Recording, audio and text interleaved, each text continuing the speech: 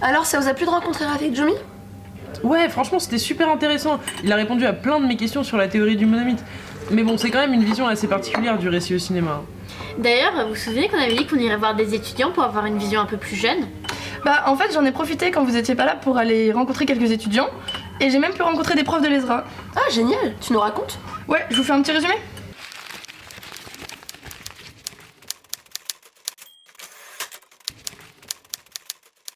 Je suis d'abord allée à Paris 3. Là, j'ai rencontré Basile, étudiant en 3e année en cinéma.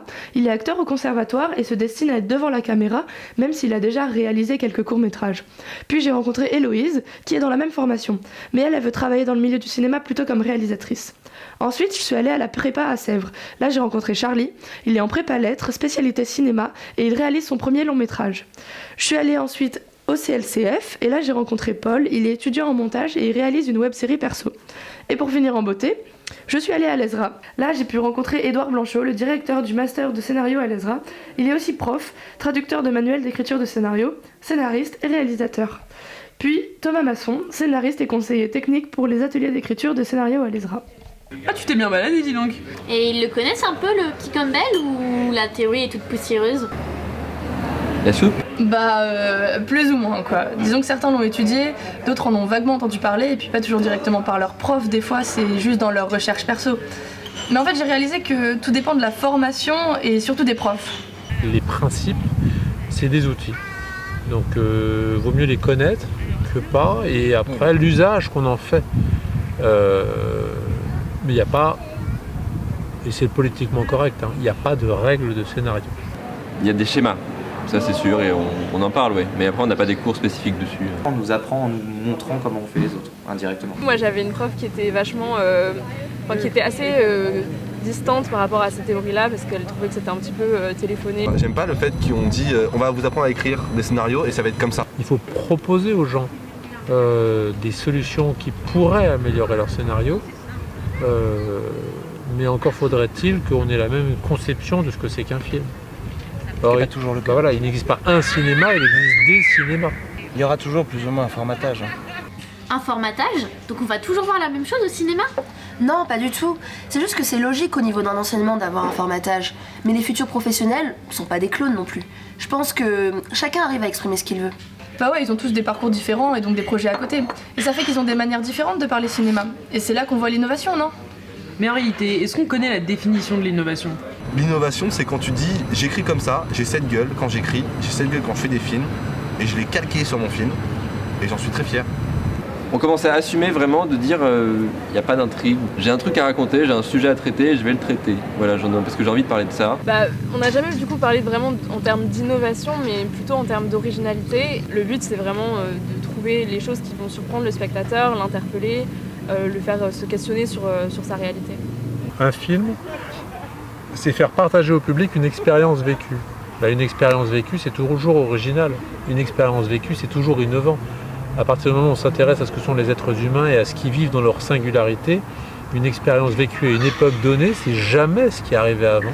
Ok, mais ils ont des exemples de personnes innovantes aujourd'hui dans le cinéma? Ouais, bah bien sûr. Almodovar, Wes Anderson, Memento de Nolan. Chazelle, Grave de Julia Ducournau. Spike Jonze. Naïn Yarritou. Est-ce que tu leur as demandé leur avis sur les films d'aujourd'hui? Ouais, on a parlé de l'innovation dans les grosses productions hollywoodiennes.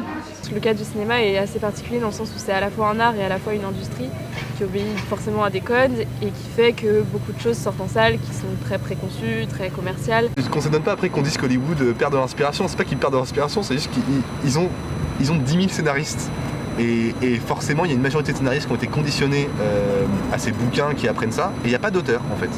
Il n'y a plus d'auteur. L'histoire du cinéma hollywoodien prouve qu'il y a toujours eu des remakes, de tout temps. Après, il y avait, je pense, un ratio entre des remakes et des projets originaux. Aujourd'hui, on pourrait arriver à se dire qu'il y a un peu moins de projets originaux et plus de remakes. Ce qui m'énerve en fait, c'est la critique qu'on fait d'Hollywood, c'est cette attention qu'on lui donne, alors que toute la mode des blockbusters, etc., des remakes, c'est juste une mode. Ça se voit plus parce qu'aujourd'hui, avec la mondialisation du cinéma, on voit plus la quantité de films qui sortent. C'est pour ça qu'on a l'impression d'être submergé de films de mauvaise qualité en fait. Ouais, c'est ce que je vous disais au début, j'ai l'impression de regarder toujours la même chose. Ouais, mais au final, tu trouves ton compte, non? Et puis qu'est-ce qu'on cherche vraiment en tant que spectateur? Les films qui attirent les spectateurs, c'est aussi justement les films qui dénotent vachement. C'est propre à chaque spectateur en fait. Et je pense que quand un film fait l'unanimité, je trouve les films qui font l'unanimité, c'est des films à la base, le mec qui voulait juste faire son truc. Bon, tu t'attends probablement à être diverti parce que ça reste Enfin, pour beaucoup de gens, c'est une sortie. Et c'est un truc un peu spécial comme ça. Et je pense que tu t'attends à être touché, à être emporté, à ce que le film te parle, quoi. Quand on est surpris, c'est que c'est différent de ce qu'on voit d'habitude. Si c'est différent, c'est qu'on a une habitude de visionnage. Donc ça implique d'avoir une certaine pratique derrière. Si on va au cinéma une fois par an, on ne se rend pas forcément compte. Les gens aiment bien avoir la même chose mais avec l'impression que c'est différent. Il y a un désir d'être surpris, d'être étonné, d'être stimulé, intrigué, diverti, amusé, ému. Et personne ne sait, parce qu'il se trouve que les mêmes causes ne provoquent pas les mêmes effets. Donnez-moi une glace au chocolat, je suis content. Une deuxième glace au chocolat, je suis gourmand, je suis content encore. La troisième va m'écœurer. Finalement, je leur ai demandé ce qu'ils pensaient du cinéma de demain et ce qu'ils voulaient y apporter. Ouais, c'est quand même eux le futur du cinéma. Mon envie première, c'est surtout de raconter des histoires, pour le coup. Et que ça puisse justement interpeller le spectateur dans sa réalité, que ça puisse avoir un écho avec lui ou elle dans ce qu'il y a de plus quotidien, dans ce qu'il y a de plus intime. Et j'espère participer à une sorte de renouveau, un retour du récit dans le cinéma français. J'ai vraiment envie de donner le choix aux gens de voir mes films, mes séries plus tard, j'ai vraiment envie de faire des séries plus tard, ou pas. Et s'ils aiment pas, tant pis. J'espère juste pouvoir en vivre. C'est pas très grave et j'espère que quelqu'un arrivera à les rendre heureux. Je pense que le cinéma, il sera forcément lié à ce que sera le monde demain. Donc j'espère que le monde ira mieux. Enfin, le monde d'ailleurs, il va très bien, c'est notre civilisation. Mais le cinéma, c'est forcément quelque chose qui est culturel, qui est lié à la société, au monde dans lequel on est. Et je suis curieux, mais pas pressé d'être demain. En vrai, t'as bien fait d'aller les voir. C'est une vision assez fraîche du cinéma, je trouve, à la fois réaliste et pleine d'espoir. Ouais, enfin, j'ai hâte de les voir en galère. Mais tu sais, ils la connaissent un peu déjà, la galère. Hein. Mais c'est vrai qu'ils n'ont pas le même regard que des professionnels qui sont vraiment dans le milieu. Vous en connaissez, vous, des pros? Ben ouais, moi j'en connais quelques-uns et si vous voulez, je vous les présente.